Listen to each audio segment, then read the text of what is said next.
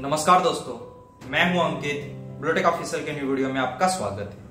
आज के वीडियो में हम लोग बात कर रहे हैं कि इंडियन स्टार्टअप में आप देखते होंगे कि उनमें सबसे ज्यादा इन्वेस्टमेंट फॉरेनर के द्वारा किया गया है। चाहे हम लोग वो स्टार्टअप बोल सकते हैं फ्लिपकार्ट के लिए या पेटीएम के लिए, चाहे स्विगी, जोमेटो, इसके अलावा ओयो में हम लोग देख सकते हैं कि लगभग इन्वेस्टमेंट या हम लोग बोल सकते हैं कि मेजोरिटी इन्वेस्टमेंट फॉरेनर के द्वारा किया गया है। या हम लोग ये भी दूसरे शब्दों में बोल सकते हैं कि आज के टाइम इंडियन स्टार्टअप को ओन किया जाता है फॉरेनर इन्वेस्टर के थ्रू। तो आज के वीडियो में हम लोग समझने का कोशिश करेंगे कि आखिर के ऐसा क्यों है। इंडिया में आप देख सकते हैं कि लगभग 2010 से स्टार्टअप कल्चर शुरू हुआ है। उसके बाद जितने भी सक्सेसफुल स्टार्टअप, जैसे हम लोग बोल सकते हैं पेटीएम, फोन पे, फ्लिपकार्ट, इसके अलावा जोमेटो, स्विगी, ओयो, सारे स्टार्टअप्स में लगभग आप देखते हैं तो 50% से भी ज्यादा इन्वेस्टमेंट किसी अमेरिकन के द्वारा किया गया है, कोई जापानीज के द्वारा किया गया है, या ओवरऑल हम लोग बोल सकते हैं कि फॉरेनर के द्वारा किया गया है। तो आखिर के आज के टाइम ऐसा क्यों हो रहा है और इसे किस तरह से बदला जा सकता है, या इंडियन गवर्नमेंट का इस पे क्या स्टेप है। और इंडिया में आप देखते हैं शार्क टैंक इंडिया जो सोनी पे चलता है वो भी आप देखते हैं। तो आज के वीडियो में हम लोग ओवरऑल आज किसी पर्पज से बात करेंगे। अगर हम लोग सबसे पहले बोले तो हम लोग एक एग्जांपल के तौर पे समझ लेते हैं कि कितना ज्यादा इन्वेस्टमेंट किया गया है फॉरेनर के द्वारा।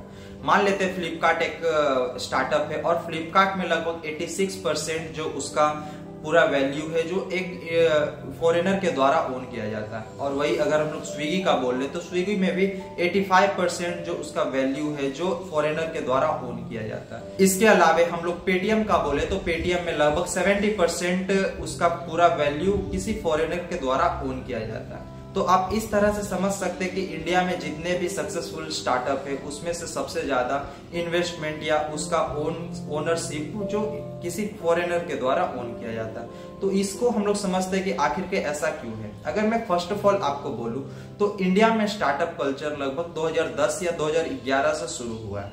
और 2010 और 11 के बाद जितने भी स्टार्टअप हुए उसमें से लगभग 20-25% सक्सेसफुल हुआ है। अब मान लेते हैं इंडिया में तो स्टार्टअप 2010 या 2011 से शुरू हुआ है। और वही उसके अगेंस्ट हम लोग यूएस से चाहे रसिया में देख ले तो वहां पे 1960s 1917 से स्टार्टअप का कल्चर बहुत ही ज्यादा है। या हम लोग बोल सकते हैं कि हम लोग का प्रिटी अभी बहुत कमजोर है अगेंस्ट यूएसए। वहां पे आपको स्टार्टअप या तो फिर बहुत बड़े बड़े ऐसे कॉर्पोरेट कंपनी आपको देखने को मिलता है, या वेंचर कैपिटलाइजेशन या प्राइवेट इक्विटी फॉर्म जहां पे स्टार्टअप के लिए वहां पे आपको हेल्प किया जाता है। साथ ही यूएस गवर्नमेंट के द्वारा भी किसी स्टार्टअप में इन्वेस्टमेंट करने का एक हम लोग बोल सकते हैं कि योगदान दिया जाता है, या तो फिर हेल्पफुल उसमें आपको इन्वेस्टमेंट करने का ऑप्शन मिलता है। लेकिन इंडिया में ये चीज बहुत लेट से और बहुत देर से शुरू हुआ। अगर मैं आपको एक एग्जांपल के तौर पे समझाने का कोशिश करूं तो मान लेते हैं फ्लिपकार्ट जो स्टार्टिंग में एक स्टार्टअप के तौर पे शुरू किया गया था और उसके जो फाउंडर थे वो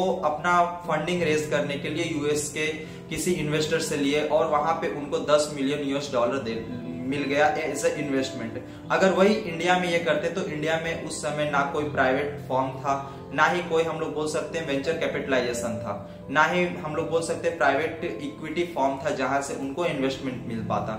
इस कारण आज के टाइम फ्लिपकार्ट बहुत ज्यादा इंडिया में आप देख सकते हैं कि ई कॉमर्स में बहुत ज्यादा है। और उस समय उस कंपनी का वैल्यूएशन कुछ और था और आज के टाइम उस कंपनी का वैल्यूएशन कुछ और है। इस कारण आपको फ्लिपकार्ट में लगभग 85% या 80% के आसपास उसका सारा फंडिंग या तो फिर पूरा वैल्यूएशन लगभग ओन किया जाता है किसी फॉरेनर इन्वेस्टर के द्वारा। बट आज के टाइम हम लोग बोल सकते हैं कि इंडिया में आपको स्टार्टअप कल्चर बहुत ज्यादा देखने को मिल रहा है। और इसके अगेंस्ट हम लोग देखते हैं कि सोनी पे आपको शार्क टैंक इंडिया देखने को मिलता है जो ओरिजिनली हम लोग बोल सकते हैं कि यूएस से इंस्पायर्ड है, क्योंकि यूएस में भी आपको शार्क टैंक इंडिया देखने को मिलता है जहां पे बहुत ऐसे स्टार्टअप करने वाले आते हैं जहां अपना स्टार्टअप का एक हम लोग बोल सकते हैं इंट्रोडक्शन देते हैं। अगर शार्क को किसी भी तरह से कन्विंस कर लेते तो उनको वहां से इन्वेस्टमेंट बहुत आसानी से मिल जाता है। और इंडिया में भी शार्क टैंक शुरू हो चुका है, लगभग सीजन 1 सीजन 2 कंप्लीट भी हो चुका है और इस तरह से इन्वेस्टमेंट बहुत ज्यादा हो रहा है। उसके अलावा हम लोग ये भी बोल सकते हैं कि इंडियन गवर्नमेंट के द्वारा भी अलाउ कर दिया गया है फाइनेंशियल इंस्टीट्यूशन जैसे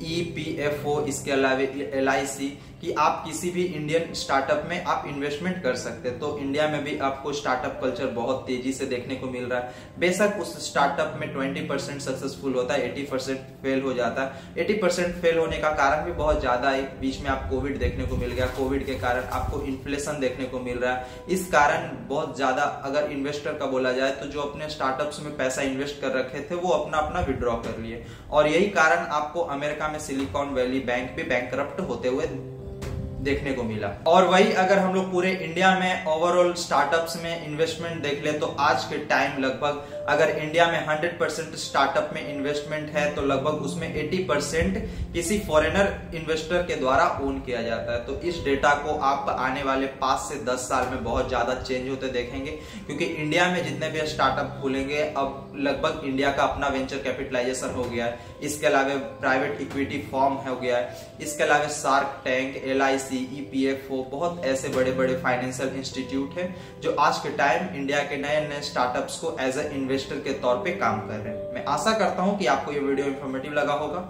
अगर मेरा वीडियो इंफॉर्मेटिव लगा तो प्लीज वीडियो को लाइक कीजिए, कमेंट कीजिए, शेयर कीजिए। साथ ही मेरे ब्लूटेक ऑफिशियल चैनल को सब्सक्राइब करके बेल आइकन को प्रेस कर दे ताकि मैं कोई भी न्यू वीडियो अपलोड करूं तो उसका नोटिफिकेशन सबसे पहले आपको मिले। मिलते हैं अगले वीडियो में, जब तक के लिए जय हिंद, वंदे मातरम।